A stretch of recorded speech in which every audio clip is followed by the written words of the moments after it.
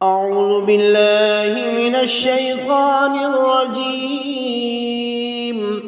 بسم الله الرحمن الرحیم. بیوی اور اولاد کے نیک ہونے کی دعا. ربنا هب لنا من ازواجنا وذرياتنا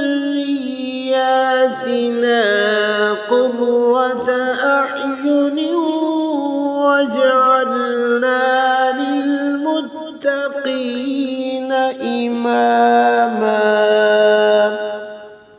ترجمہ: اے ہمارے رب، ہمیں ہماری بیویوں اور ہماری اولاد سے آنکھوں کی ٹھنڈک عطا فرما اور ہمیں پرہیزگاروں کا پیشوا بنا.